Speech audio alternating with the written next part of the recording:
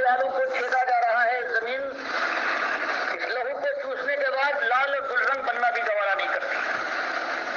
तो उनके दिल से अल्लाह की किताब का ये फरमान कि तुम ही इज्जत वाले सरफराज हो गए दुनिया के अंदर भी, उसके ऊपर एतमाद हट गया है और समझते हैं कि हम तो ईमानदार हैं। लेकिन अल्लाह ने ये वादा कैसे किया? अब सबसे बड़ी जरूरत इस वक्त है कि उनको उनके ईमान जिसका वो उनका ईमान है, उस ईमान को उनके सामने लाकर खुदा कुरान और सुन्नत के जरिए से साबित किया जाए कि ये ईमान दरख्त बेईमानी है, ये कुफ्र शिर्क के अंदर शराबो जिसको तुम ईमान कहते हो। इसलिए अल्लाह ने तुम्हारे साथ वही किया जो कुफ्फार और मुश्किन के साथ मालिक का वादा है। अब अगर तुम इन ताबूतों को पहचानो, अल्लाह की किताब उसके नबी की सुन्नत की तरफ वापस लौटो तौबा करके, तो अल्लाह का वादा क़यामत तक के लिए बिल्कुल सच्चा वादा है। फिर हदीस में आता है वो दौर आके रहेगा कि जमीन के ऊपर जितने पारसी होंगे उनमें एक भी मुशरिक नहीं होगा, एक काफिर नहीं होगा, एक ईसाई, एक हिंदू, एक पारसी नहीं होगा, सब मोमिन होंगे। और उस जमाने में क्योंकि सब मोमिन है, जो कुफ्फार से जिजिया लिया जाता है वो खत्म हो जाएगा। कोई लड़ाई आपस में कोई रखना, कोई आपस के अंदर इनाद हसद बात न पास किया। और ये ईसाई जो आज जोर में है न वहाँ इनका कोई वजूद नहीं होगा, उसको सब खत्म हो चुके होंगे। न सलीब होगी न सुअर जिसको ये शौक से खाते, वो दौर खत्म हो जाएगा। लेकिन उसके लिए वही दौर अल्लाह के नबी ने बताया तरीका वही होगा जो पहले किया गया है। पहले किताब उम्मतों के अंदर भी और खालिस बुतपरस्तों के अंदर ये ईमान की असली सच्ची दावत थे। तौहीद का नारा बुलंद किया जाए, शिर्क के घर को खोलकर उस पर नश्तर चलाया जाए। फिर ताकूत को बताया जाए जिसने अल्लाह की किताब उसके रसूल से उनकी बात बदल दी है, तुम इनको मानते हो, इसका दीन मानते हो, इसके ऊपर थूको, इसकी बात का इनकार करो। अल्लाह की किताब उसके नबी से तब पलटो और साहबा के तरीके के ऊपर अपनी जिंदगी उस्तवार करो। और दुनिया की ये लालच देता है, ये नफ्स भी, और ये जो आज का मुशरिक जो पीर और मौलवी है, ये मदरस है, खालिस दुनिया की तरफ बुलाता है। दुनिया के बजाय आखिरत की बाजी खेलो, वो दिन आएगा हार और जीत का असली दिन वो आने वाला है। जब ये बात करने के लिए उठेगा अल्लाह का बंदा तो दुनिया उसके पीछे पड़ जाएगी। फिर अल्लाह तौफीक देगा, एक शराब से दूसरा शराब मिलेगा, फिर कशमकश होगी, फिर टकराव होगा।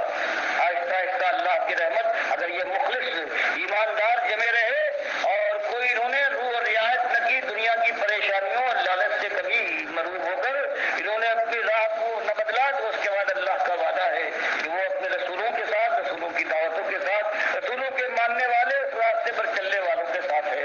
फिर इंशाअल्लाह इस दुनिया में भी अल्लाह की रहमत आएगी और हमने और से जो उठता जाएगा ईमान के साथ, चाहे वो मैदान जंग में मारा जाए, चाहे दावत देते हुए तौहीद की दावत किसी मुशरिक के वार से वो शहीद हो जाए, या ईमान के साथ बीमारी में मुब्तला होकर अपने पलंग पर बिस्तर पर मरे।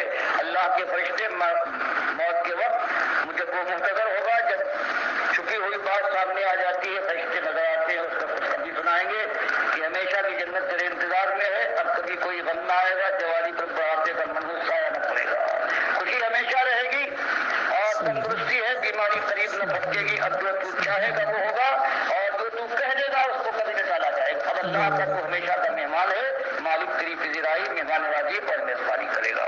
तो ये एक काम है आज भी और इससे पहले भी हमेशा इब्ने आदम के लिए अल्लाह ने यही मुकर्रर किया कि ईमान लाओ, ईमान लाने के बाद ईमान को साबित करो। सबसे पहली चीज बंदगी की है वो नमाज की पूरी शराइत के साथ सुन्नत के मुताबिक, और फिर अल्लाह के बंदों को रात को मौका उठकर अल्लाह के सामने हाथ फैलाकर भी कभी और कभी माथा टेक कर आंसू बहते हो।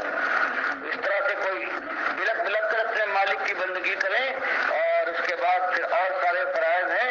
और फिर उसके बाद दावत हक का मामला है कि खुली दावत मैदानों में, रास्ते गलियों में, सड़कों में, कारगाहों में, तालीम गाहों में, कहीं भी जहाँ इंसान पाया जाता है, अकेला हो और या बात से उनके सामने यही बात कि इलाहुकुम इलाहुन वाहिद ला इलाहा इल्लल्लाहु रहमान रहीम, तुम्हारा एक इलाह है, इसके अलावा कोई इलाह नहीं है। इसके बंदे बन जाओ और उसके बंदों की बंदगी ये शिर्क है, इससे परहेज करो।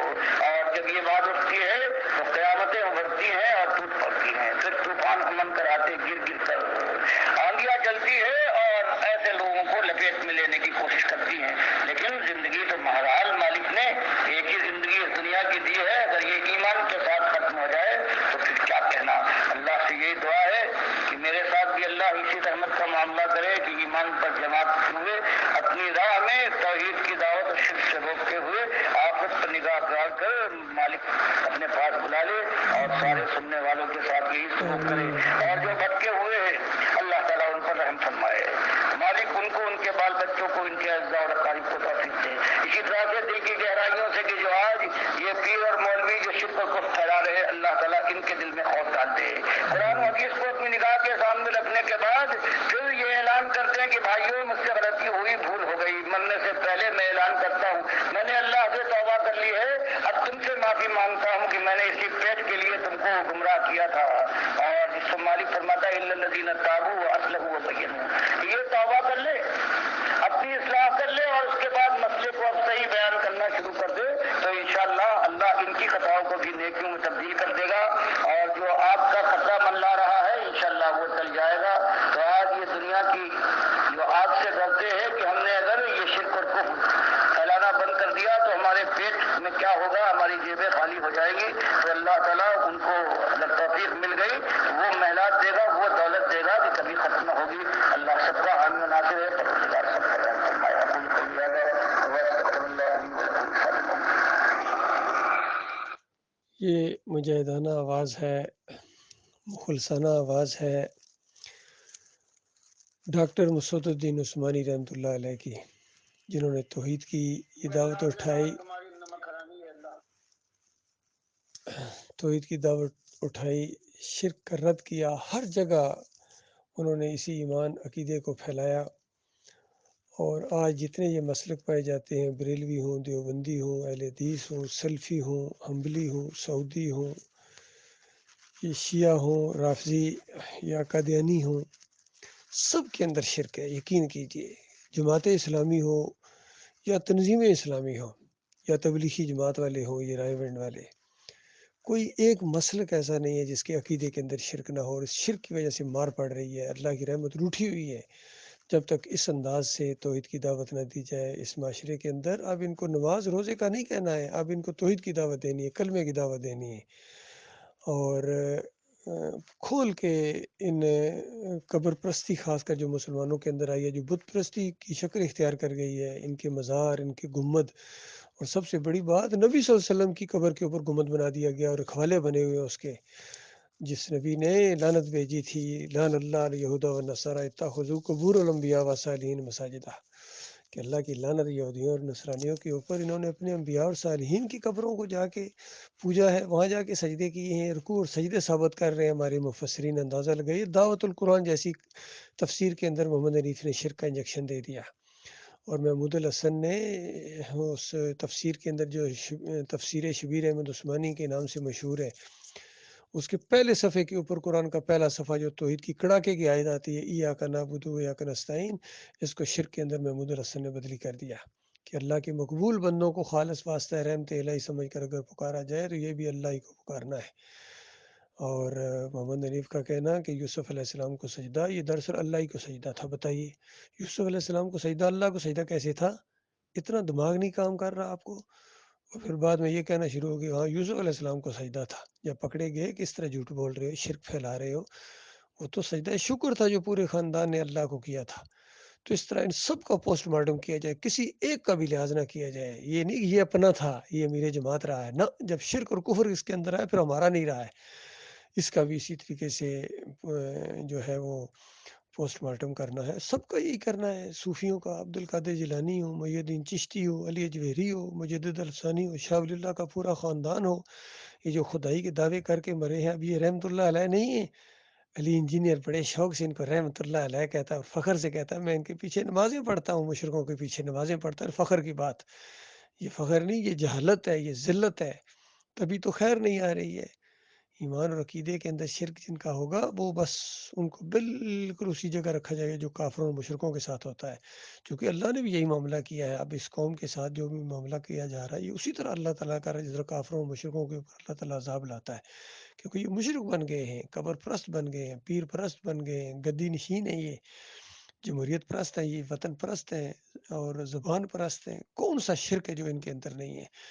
ان کے بڑے اکابرین جتنے بھی ہیں, چاہے یہ فضل الرحمان ہو, طارق جمیل ہو, طاہر القادری ہو, تقی عثمانی ہو، فضل الرحمان ہو، یا ان کے سیاسی لیڈر جتنے بھی ہیں، عمران خان ہو، شہباز شریف ہو، نواز شریف ہو، زرداری ہو، ایک سے ایک دنیا پرست اور ایک سے ایک قبر پرست اور کرپشن کے ساتھ ان کے سامنے آتا ہے، پھر یہ انہی کے نعرے لگاتے ہیں. چاہے ہمارے عسکری لیڈر ہو، سارے اس میں ڈوبے ہوئے ہیں، دنیا کے اندر ڈوب کے سارے، ان کو آخرت کی کوئی پرواہ نہیں ہے. لیکن مالک نے بھی ان کی پرواہ نہیں کی اور نہ ہی آگے ان کی پرواہ کرے گا. سب کو جہنم کے اندر کچرے کو ڈال دے گا جو اللہ کے دین کی طرف نہیں آئیں گے، ایمان خالص کی طرف نہیں آئیں گے. بہرحال مالک نے یہ احساس دیا ہے. یہ زندگی ایک مرتبہ ملی ہے اللہ کے بندوں، یہاں دنیا کے اندر، یہ بار بار نہیں ملے گی. اگر یہ موقع ہاتھ سے نکل گیا تو پھر یہ دوبارہ موقع کبھی نہیں آئے گا. لہذا اٹھو اللہ کے بندو، اللہ کا نام لے کر اٹھو، فریبکاروں کی جال سے نکلو.